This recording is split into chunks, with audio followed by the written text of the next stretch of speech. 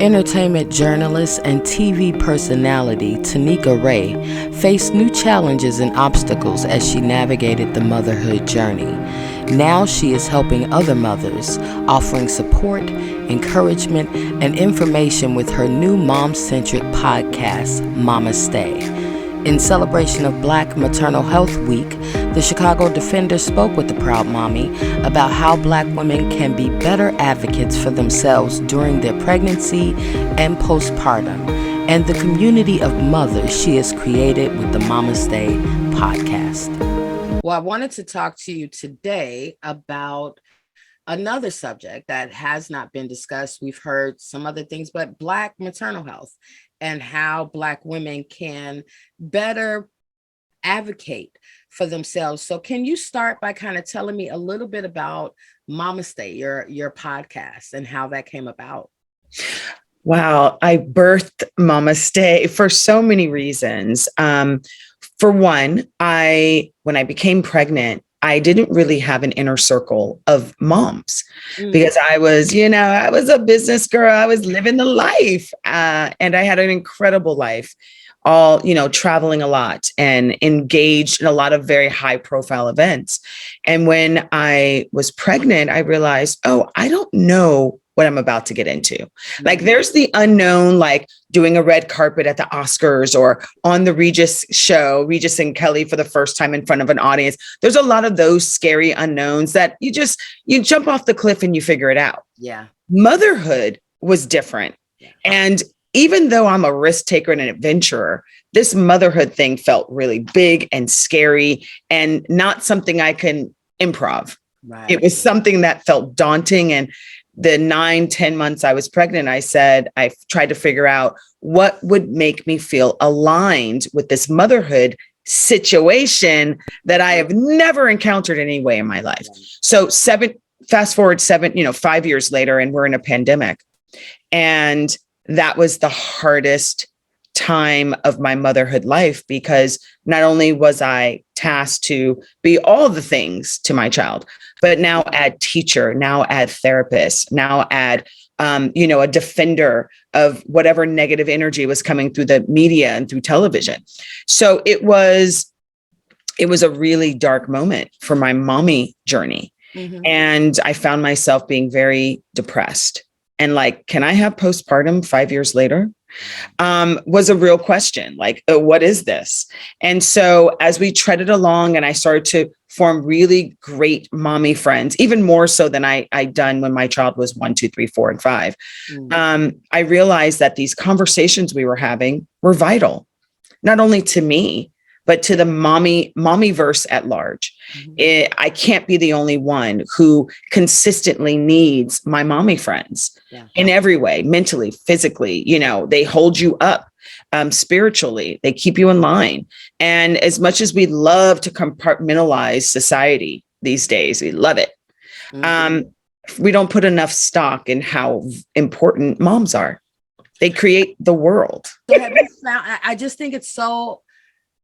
communities like this, particularly for women of color who usually get that stigma that we can handle it. You got it. Super mom, superwoman. Yeah. And we don't always feel that way. So are those some of the things that you guys are discussing? Like the challenges of motherhood? Across the board. Across the board. We do not pull any punch. I mean, we are not a community of women who try to mask what the real issues are. And that's why I was brave enough to do it. That's something I can do. I can be brave enough to say, all right, it's not perfect. And I'm willing to speak about it in every way. Yeah. I'm willing to talk about the fact that typically women of color, and this podcast is for everybody, but obviously I'm a Black woman, so it's through my POV. Right. But women typically go, well, what did my mom do? What did grandma do? But grandma and mom were living in very different times. Yeah. They were living in very different times where they were suppressed, where they didn't quite have the freedoms that we have today. I don't want to raise my daughter suppressed. I don't want to raise my daughter with the ideology of yesterday. I want to raise my daughter to be free from today, breaking generational curses, talking about the deep, dark moments, talking about how we were mothered and how we have to make a conscious effort to choose the things that worked and discard the things that didn't. right? Because you really, truly, because it's so unknown, you either mother the way you were mothered or you find a completely different way. And that means every second of the journey is figured out. Yeah. It's figured out, right? Yeah. Trial and error. And so that's why having a mommy collective that you can trust in the dark times and the good times is so important, because it's not just people saying, I mean, same with you. I read every book and felt worse. Right.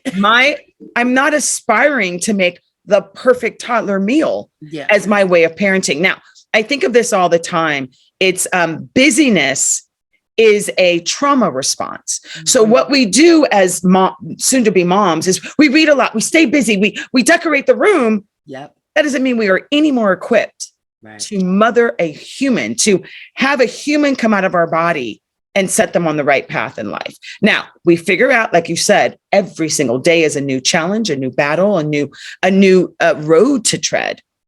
And that is why we can't ever say it's one size fit all. Our children are different. We are different. Our neighborhoods are different. Our circumstances different. Our finances is different. But what is the same is the core. Mm-hmm. Are we raising our kids with empathy? Are we fighting those things that how we were parented so we don't pass it on? Because the truth is, if we don't break those curses, those generational traumas, we literally hand them over to our children like the most unwanted gifts. Mm-hmm. And we say, you deal with it. Yeah. Well, I don't think we're better equipped than any other generation. We're the generation that had Oprah. Mm-hmm. We're the generation that was free. We're the generation that has the wherewithal to say no more. Mm-hmm. We must do something different. I very intentionally have had women on the show who have, I like to say, grab the Mamaste mic, who are doing their work. Mm-hmm. And so we can make a network and share the tips and tricks that they have through their work, like Anita Kopach, who she calls herself a spiritual psychologist. And she is a writer. She wrote a book that is incredible about an Orisha on her journey through the times of slavery, finding out that she is a god, basically. Mm-hmm. And we also have Dr. Shefali, because that was the one person that gave me peace during my pregnancy. I happened to be 7 months pregnant. I happened to look up OWN was on Super Soul Sunday, and there's Dr. Shefali speaking about conscious parenting. It was the first time I thought, now this makes sense. Yeah. I can wrap my little brain around this. It is practical. It's from the soul, and it's building empathy between mother and child. I don't own my child. My child doesn't own me. We can't forget, because I've seen so many parents who are like, oh my God, I'm all my whole life is about my child. Well, I don't think that's what God intended for you either. Yeah. I wanted to ask you, because it's come out more recently in the news, these stories of, famous Black moms who have gone through some very traumatic experiences giving birth. Serena Williams, Beyonce. How can we be better advocates for ourselves during that process, as we're preparing our bodies to give birth? There have been so many discrepancies that have come up. What are some ways that Black women particularly can be better advocates? It's so multifold, isn't it? Yeah. Well, number one, I just had a woman named Ginger DeClue on last week, who is, she had a lot of health issues through the medical industry. And she realized they're not fixing me. They're not going to the core. They keep wanting to mask my issues. Mm-hmm. So she did a deep dive into her health and realized we have to take ownership of our health. Look, we are a country of complacency. Oh, well, whatever. The McDonald's meal or fast food meal is cheap. So we'll just pump that into our systems, thinking that there's no repercussions. Right. There are always repercussions. That food is not $3 because it's the healthiest food on the planet. It's just not. Mm-hmm. But we keep doing it because it's cheap. We keep getting lulled into this submission that because something's cheap or because it's easy, that's good for us. Oh, they wouldn't have bad food for us. Yeah, they will. Yeah, they will. Yeah, they will. So the first part is you have to take care of your health. You have to stop eating the crap that is making you sick. You have to be connected to your body. Now, we are a society that we're not connected. Oh, there's something happening in my leg. I don't know what it is. And I think I was blessed because I've been a dancer my whole life. So every little thing, it's like, oh, what is that in my knee that's connected to my hip? And you have to be aware of where your body is. Stretching, yoga will make you so much more body aware. As far as what you put into your body, stop making excuses for the crap you're putting into your body and thinking that your body is just going to make up for it. Okay. This is the vehicle we were put on this earth in. We must treat this vehicle with care. Speaking of our bodies, we can't abuse our bodies and think that our bodies are going to take care of us. So that's the stuff you do before you get pregnant, before you go into the hospital, and allow other people to have basically control over your vehicle. And I say, seek out a Black OB.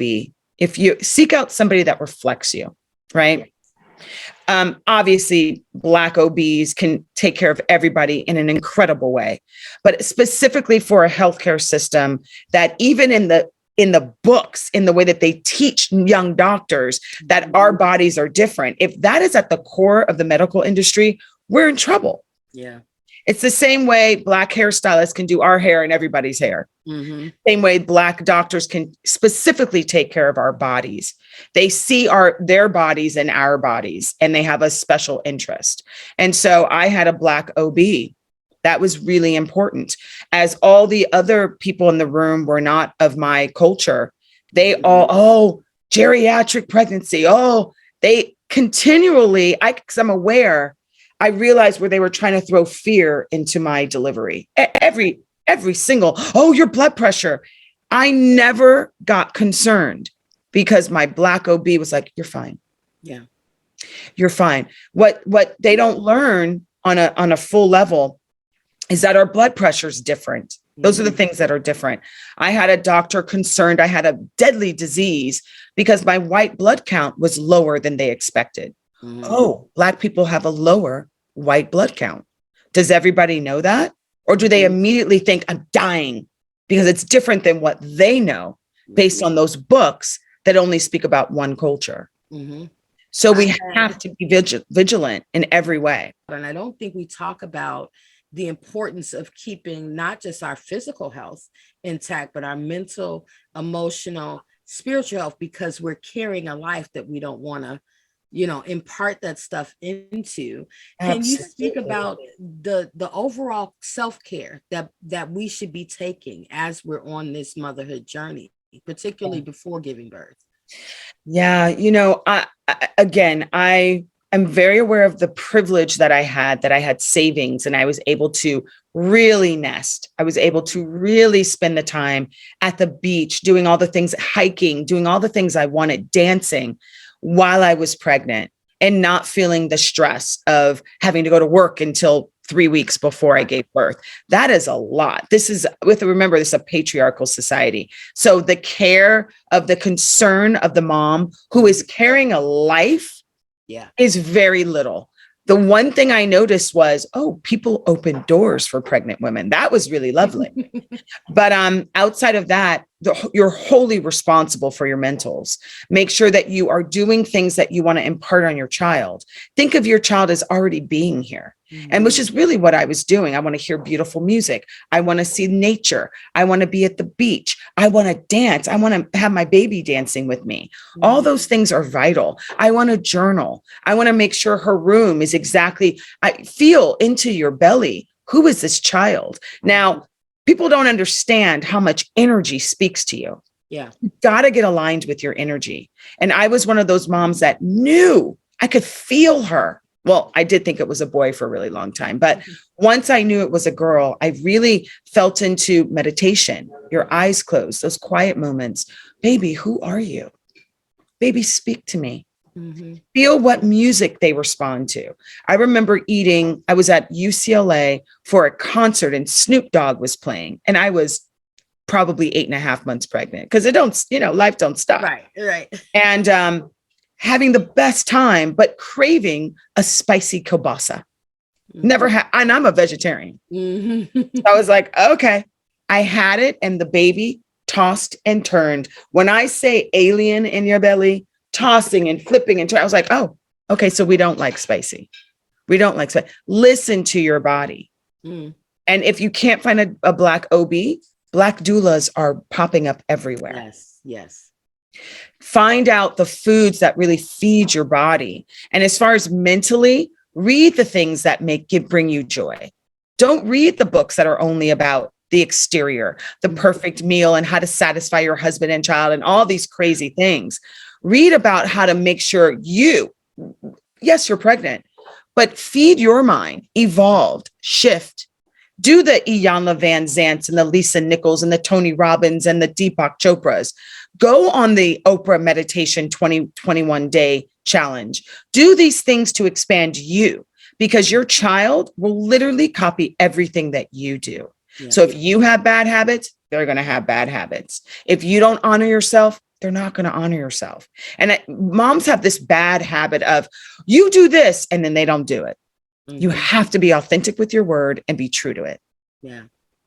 You've been very open about the struggles postpartum and dealing with, the questions and the doubts. And I think so many of us go through that, but it's something we deal with very privately and not publicly.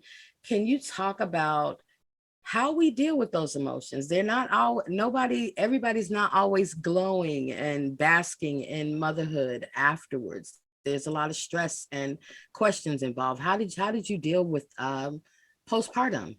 How did you deal with those emotions? A village. You have to seek out a village. And that's another reason why I created Mamaste. If you don't have that trusted village in your proximity, you can come to this podcast and you'll find somebody that can speak life into you, and then DM them and create a connection with those people. But truly, I had to find a community. And I found this incredible community called Mocha Moms. Never even knew Mocha Moms existed when I was, me too. But who knew it existed until you have a child, right? And I sought them out and I was like, I need not just want. Want is desire. This was need. It was imperative that I find this community before I lose it. Yeah. And that's what it is. We are on the brink all the time of like, sometimes you are so lost and I don't know what I'm doing. You cry. Sometimes you're breastfeeding and crying at the same time. Yes. Sometimes you're like, now I got to make another meal. Like, it's the lack of sleep. It will send you somewhere, but it's building you up also for things are never going to get easier after this. Once you enter once you go through the portal of mommyhood, it is just about collecting new skill sets. Yep. It's just about being bigger and badder and brighter and stronger and smarter. It's never going to be autopilot. Never. I mean, you can make it autopilot, but I feel bad for your child. You will ultimately lose in the end if you ever choose autopilot. And I just want to add one thing I love about Mocha Moms, you just made me think of it, is that there's no agenda other than a safe space, finding a safe space for these moms. And that we don't find that anywhere, right? No agenda, just pouring into each other and trying to help each other grow and learning from each other on how to do this crazy thing called mommying AF. I want to thank you so much for speaking with the Chicago Defender. We really want to honor our women this month and shed light on us, our struggles, our plights, our victories. That's kind of what we're really focusing on this month. So thank you for your contribution to the Defender. And then thank you for speaking with me as well.